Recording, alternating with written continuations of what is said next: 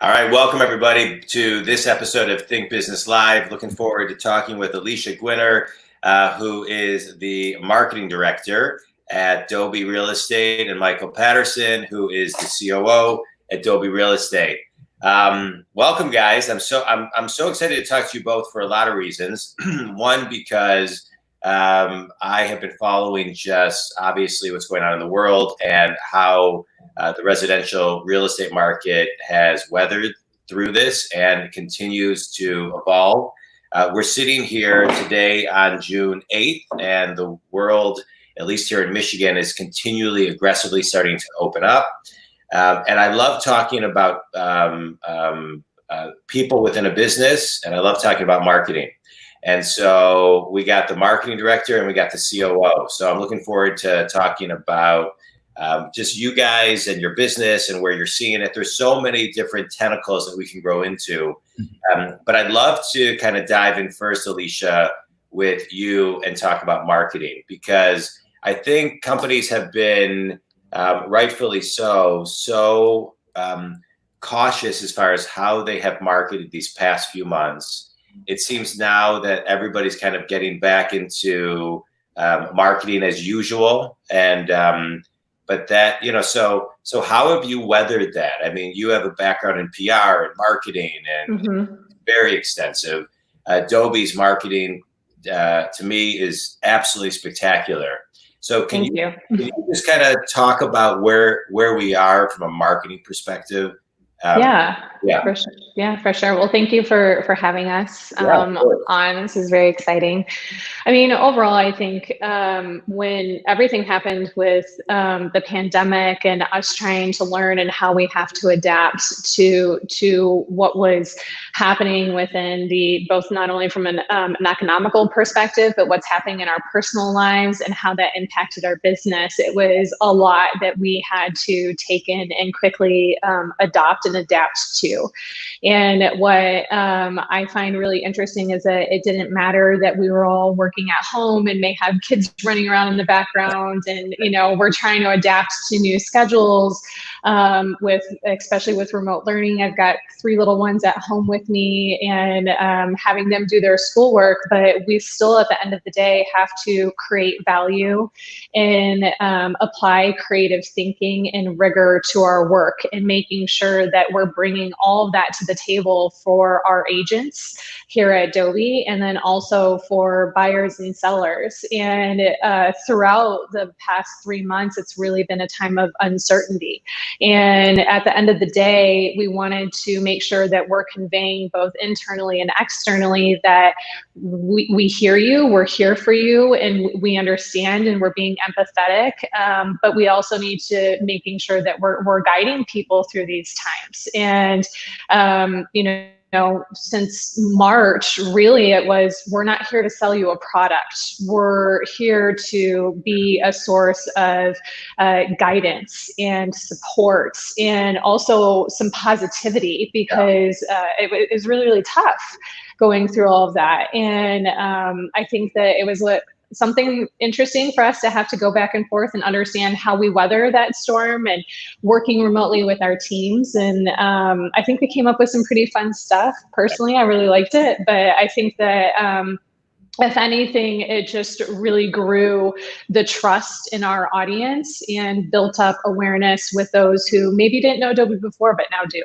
Yeah, you bring up some great points. I just want to kind of highlight one element of it, which is when you talked about adapting.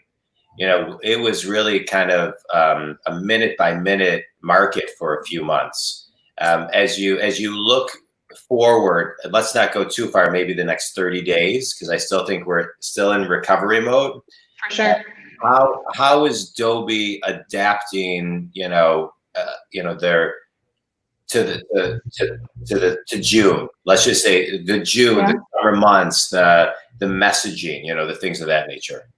Yeah, I mean, I think if anything, it's really paying close attention to what's happening within the market. How are we seeing the number of pendings that are happening within across the board, but then also what's happening within our brokerage, how many new homes are being listed, what is happening across the Metro Detroit area in different counties. They all have different nuances and vary from place to place. Listening to our agents and the feedback that they're hearing from their clients. And it's really, as a marketing team, leaning into that. And in a time of uncertainty, using data to help guide our decisions and to make sure that they're strategic and informed, because we don't want to do something that's off of a gut reaction or an intuition that may feel right, but is off the mark. And so it's really, what the next 30 days look like, I don't know. We continue to remain positively optimistic is what I would say, from an overall industry perspective. But it's also, people are still uncertain. We don't know what the summer months can bring. Is this just something that we're seeing the market rebound so quickly because we've all been quarantined at home, and this is temporary, or is it going to last? And that's something that changes and evolves on a daily basis, and that we continue to try to stay on top of and help inform what we do from an overall marketing perspective. Yeah, I love that. Well, I want to get back to talking about data because I think that's well said. But Michael, I want to move over to you because a lot of the stuff Alicia talked about is so critical, and so are getting people, keeping people connected, especially over these past 3 months, and really through the end of the year, as we are still in a market of uncertainty and many unknowns. As a COO, where to me, I see a COO as somebody who is one with the people and really connecting, and just that day-to-day type of person.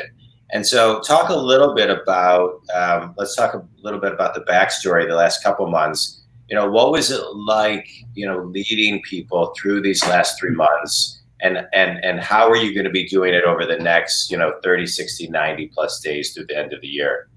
Sure. So, I think that Alicia touched on it, something that's critical, which is the positivity aspect.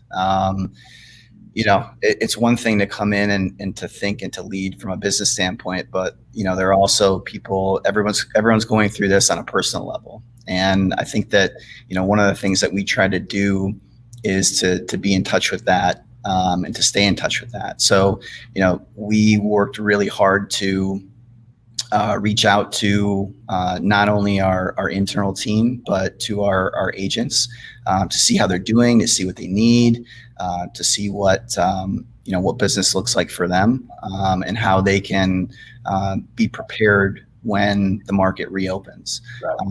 And I think that was certainly a big piece of it. Yeah, it's interesting. The personal level of it. We see one of the things we saw, about March 12th, March 13th, when all of this went down, is I think a lot of companies realized that that their company values were not in the thread of what they did and what they marketed. And there was a disconnect. And I think a lot of companies really woke up and said, wow, you know what, it's 2020, but I'm stuck in 2005, 6, 7, 8. But they thought they were relevant. And I think what happened these last 3 months brought that not only to the surface, but the realization that innovation and living the values of a company is so critical. It is so critical. I've interviewed Simon a bunch of times, who always has been a great guest. And one of the things I know about your company is you really do live the values, Michael, that are on your wall behind you. Right. So through the pandemic, and as we're getting people back, because residential has been back now for a couple weeks. I had Simon on, I think it was like the day or the day after everything started to open up. How do you find yourself living the values of the company through the crisis, as we move out of the crisis, and then just kind of keeping that moving? That's really for either one of you to start, but I'd like both of your thoughts. Go ahead. Oh boy, I was hoping you'd take the lead on that one. No, I mean, I think it's something that we constantly talk about internally with our core values, and it's something that we hold very near and dear and close to our hearts in ensuring that we're living that out, either it be in conversations that we're having amongst each other or with our agents or with, externally and with our different audiences, and trying to ensure and kind of check ourselves in a lot of ways of, does this align with what, kind of what is foundational to our core? And does it speak to who we are? If Dobi was a person and we saw this person walking down the street, are we representing that person well? And I think either it be through communications or marketing, or, just even in our processes that we have and how we do business on a day-to-day basis is something that we constantly are talking about and checking ourselves on. Yeah. That's I just want to comment on that, because that, I think I love your answer, because it is like when you have the values, you have the anchor to check yourselves on, not yourself, sure. Everyone in general. So I think companies that found that they didn't have the values as a foundation, they realized, wait, how do I even check measurably or, in any way possible if I'm actually liking that person that I see down the street? So right. That's well said. Michael, any thoughts? Yeah, I think that, one of the things that I think makes us a little bit unique and special is, we really foster collaboration and creativity amongst our entire team. And, that's really easy to do when you're in the office every day and seeing everybody and checking in, and being able to share, about your family and certainly your business. And that gets a little bit harder when you're doing it over a Zoom call or, phone or text or whatever the case may be. So, we've worked really hard to try and maintain that level of service in all that entails.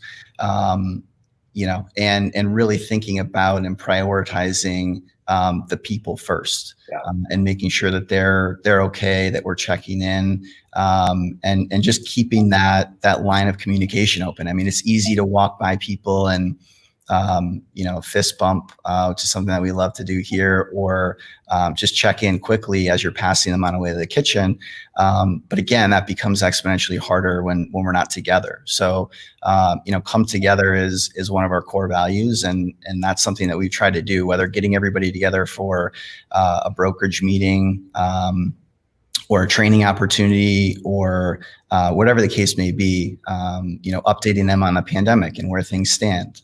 So just finding reasons to get together and to keep those lines of communication open. Yeah, I love what you're talking about when you talk about people first, because I'm a big believer, because some people will say client first, then the people. And I don't believe that. I believe that it's your people first, because if your people aren't first, then how are they going to give what they need to give to the client? I interviewed, I'm not like name dropping right now, but I did interview Howard Behar, who was the former president of Starbucks, many times. And I've interviewed him a couple of times, and he is a huge advocate of people first. He's written some amazing books about how that's one of the things Starbucks does. They put their people first. And I think it shows. That's why we all pay $5 for a coffee. But because of the experience that they create from the inside out. I'd like to talk a little bit about data. Alicia, you talked about data earlier, using data. And so we're kind of coming off of these last couple months where there isn't as much data, and now we have to kind of forecast data, and now we have real-time data. There seems to be a surge of buyers and sellers from a lot of research I'm doing. And so talk a little bit about data and how you kind of utilize it, and then how we find it today. Yeah, I mean, I think one of the advantages being a residential brokerage is that we have access to real comp, and so through that we're able to see in real time market insights, and we can dissect it in a number of different ways. And sometimes data can be too much, especially if we're inundating people with it.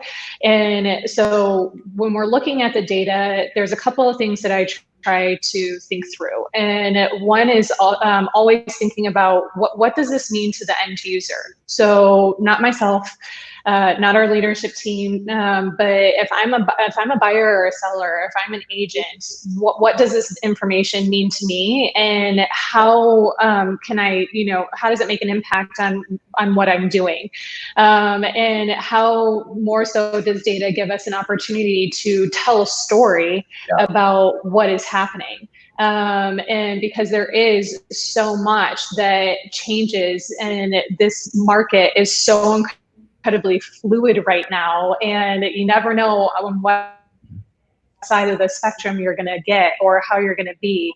And so I think it's more so of just trying to find those key insights that the data provides and making sure that you're conveying that in a manner that resonates with your audience, that doesn't put you in a path that separates you from your core values, but is also informative and educational, and trying to help also build trust into Dobi, and into our agents. And that's a lot when you think about all of that, and you're just like looking at numbers and you're like, how did you come up with that? But it's true. And when you're unsure about things, you can always rely on what the data is telling you. And I think it's just something that is so important and so key for us to know about. And it's just little nuggets that you can also throw into a conversation with someone about, what's the average days on market for a house, or, are people actually buying and selling? Well, yeah, the data is telling us, yes, those things are happening. So I think that's something that's really helpful to have, and it's key in our business. Yeah.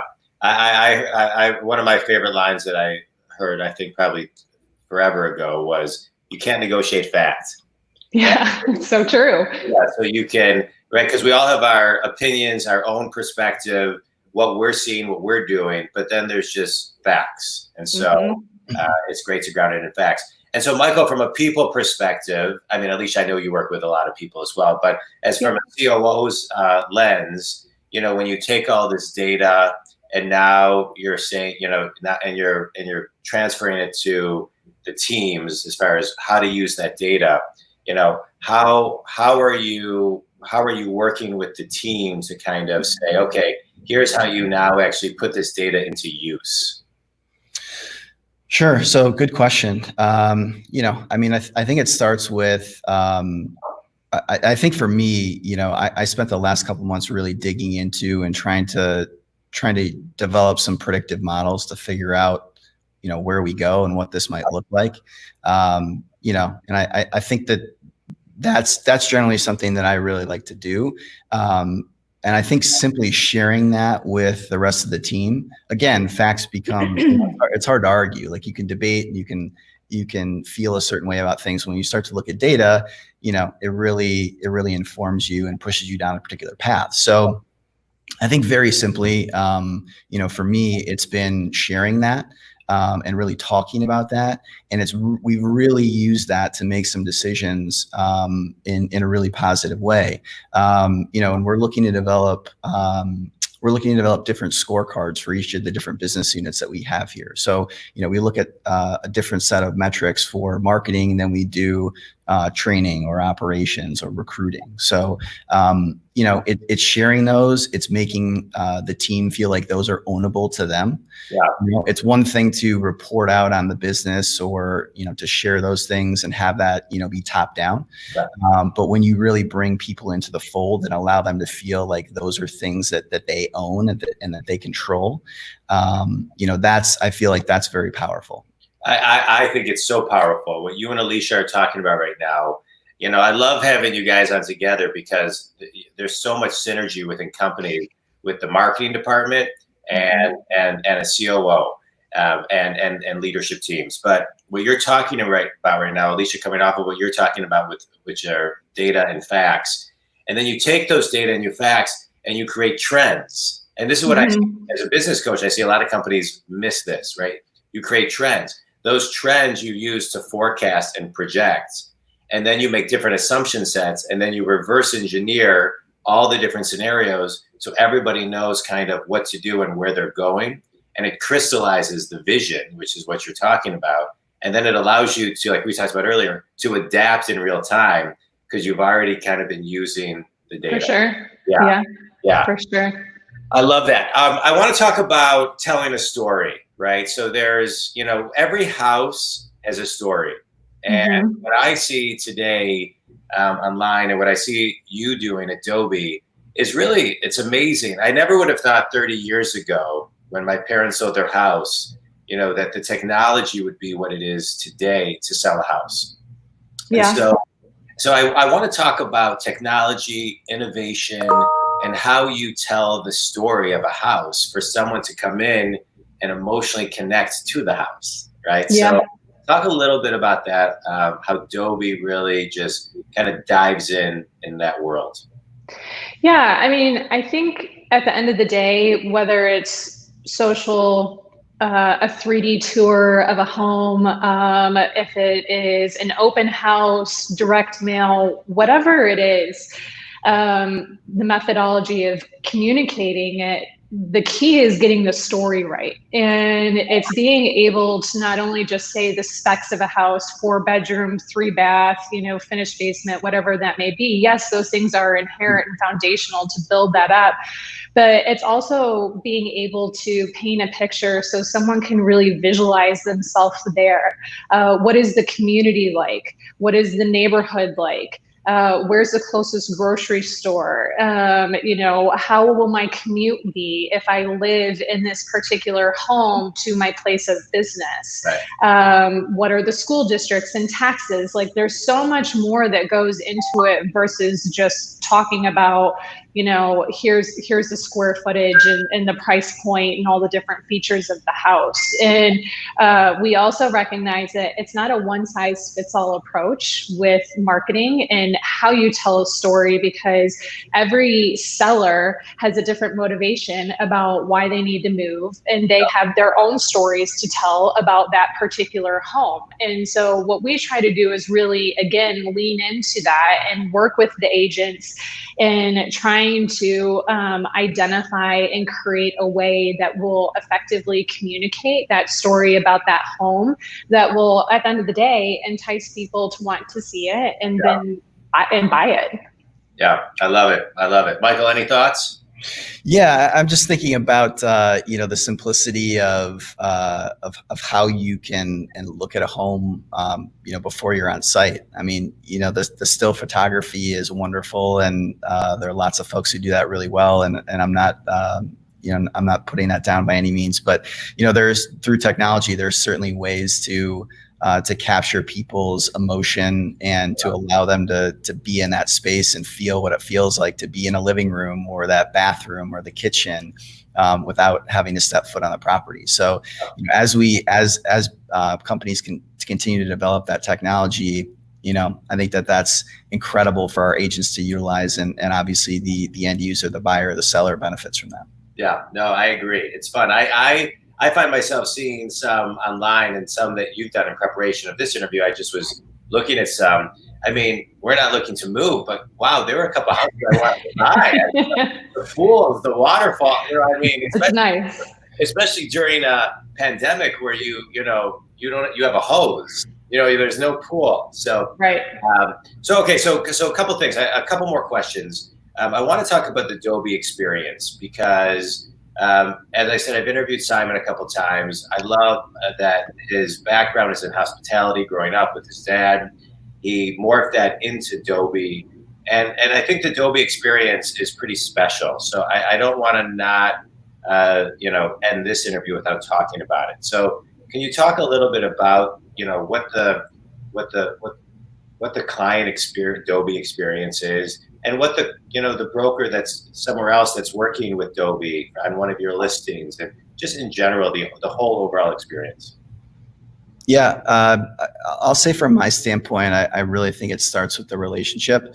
No matter who you are at our brokerage, side to side, we really dig in and we really care. I mean, there is a genuine level of, we care about you as a person, and want to support you, in that way, and from a business perspective as well. And I think that that's really felt. I think Simon quite obviously is really the kingpin when it comes to that, and talks about that, but more importantly lives that and breathes that, and every person that walks into our building feels that, or at least that's the hope. So I think it starts there, and I think that facilitates lots of good things, and one in particular is just that feeling of support, that you have a home base, and a team of people that care about you. And I think that makes you, a little bit more confident perhaps in being able to go and have, lots of different conversations with lots of different types of people, and conduct business. So, the relational aspect obviously is huge. Right. The support that we provide from a personal standpoint, which leads to, support on the business side, I think is a big deal. It's great. Alicia, how about you?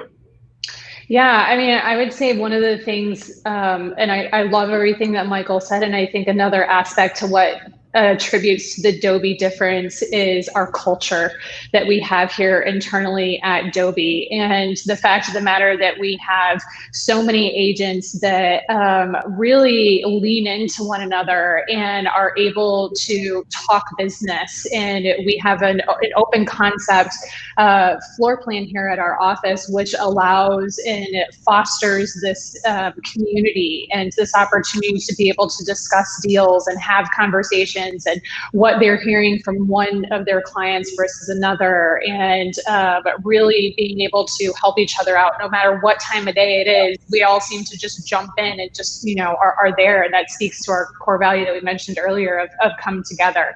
And we pride ourselves as a staff here at Dobi that we are giving the agents the right tools and services and technology and processes to help build their business that will ultimately at the day impact their client, whether it is helping their client get a top dollar for their home and or helping their client find their dream home. Wow. And so we really try to create this tailored approach that helps our agents with that, in addition to the culture and the relational aspect that Michael was saying.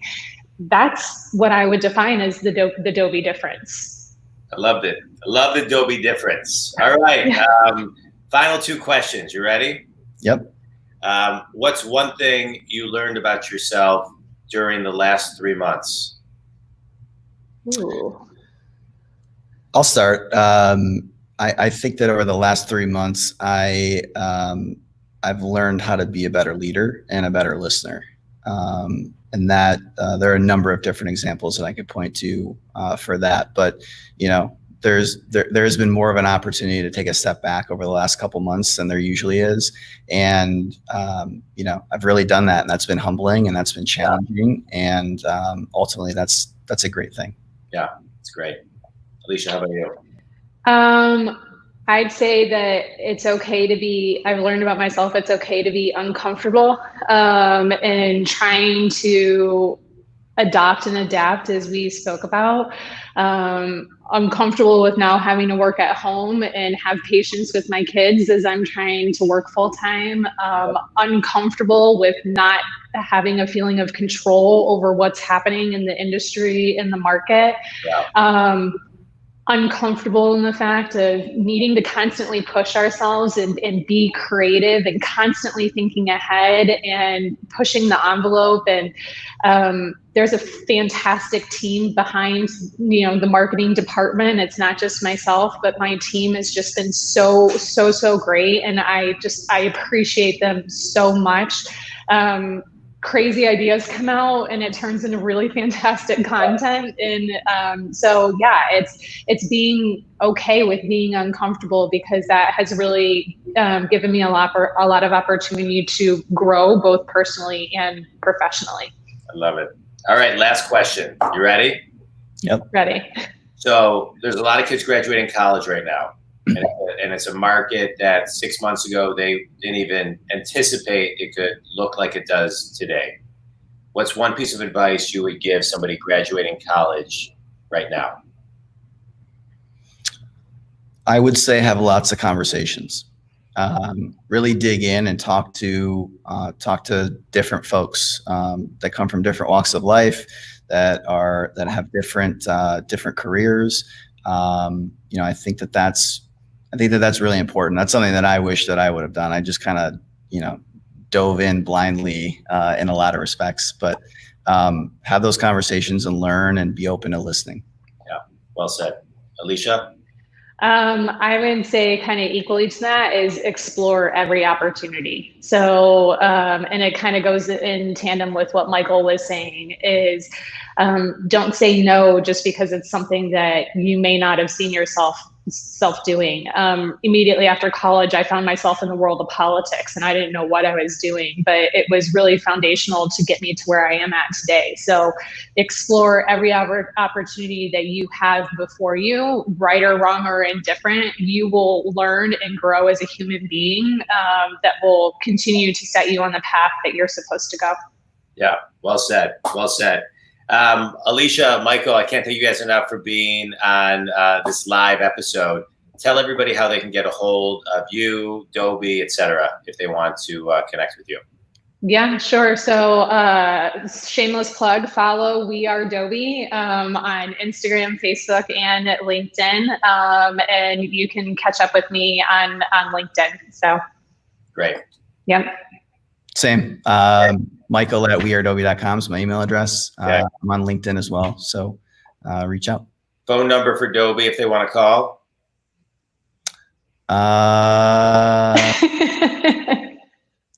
248-385-3850. There you go. I never use it. That's so embarrassing. Right. By the way, who knows phone numbers today? Right. I mean, everything in our phone. So thanks for saving me, John. Yeah, of course. Listen, no worries. I really believe if I lost my phone, I wouldn't know anybody's number. All right. I cannot thank the two of you enough. You're always filled with great wisdom and knowledge. I appreciate you sharing a lot of your insights today. Thanks to you both, and have a great rest of the day and a great week. Thanks, John. Awesome. Thank you so much. Take care.